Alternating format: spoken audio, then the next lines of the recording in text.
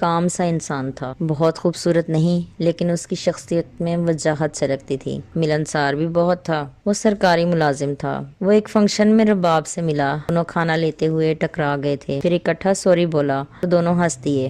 دونوں ہی اپنی فیملی کے ساتھ آئے تھے، پھر حال احوال پوچھا۔ وہ آپس میں رشتے دار نہیں تھے، وہ رباب کے کزن کے بہت اچھے دوست تھے۔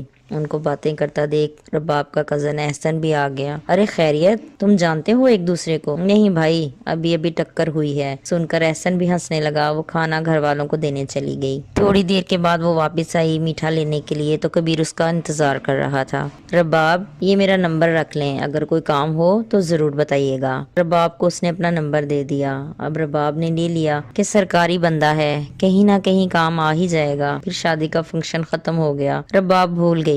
کافی دن بعد اسے یاد آیا، اس نے وہ نمبر ملایا، دوسری طرف کبیر ہی تھا۔ وہ فوراً ہی رباب کو پہچان گیا۔ کیسی ہیں آپ؟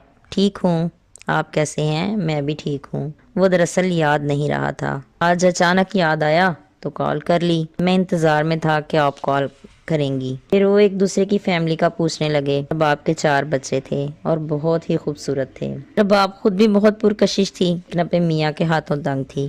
وہ خود جاب کرتی تھی۔ میاں صاحب بیکار ہونے کے ساتھ ساتھ جھگڑالو بھی تھے۔ پتہ نہیں ایسا کیا تھا، وہ دونوں ایک دوسرے کو اپنے حالات بتا رہے تھے، جیسے ان میں کوئی مضبوط رشتہ ہو۔ رشتہ تھا تو درد کا رشتہ، ان کا درد ایک جیسا تھا۔ رباب نے اس کی بیوی اور بچوں کا پوچھا تو اس نے بتایا کہ وہ بھاگی ہوئی ہے۔ کیا مطلب؟ رباب چونک گئی۔ کبیر کے منہ سے نکل تو گیا تھا، ساتھ ہی اس نے فون بند کر دیا۔ رباب نے بھی دوبارہ کال نہیں کی۔ پھر دوسرے دن اس کی کال آ گئی۔ کیا حال ہے؟ ٹھیک ہوں، آپ سنائیں؟ رباب، کل ہمت نہیں پڑ رہی تھی بات کرنے کی۔ اچھا دل کرتا ہے تو بتا دیں، ورنہ آپ کی مرضی۔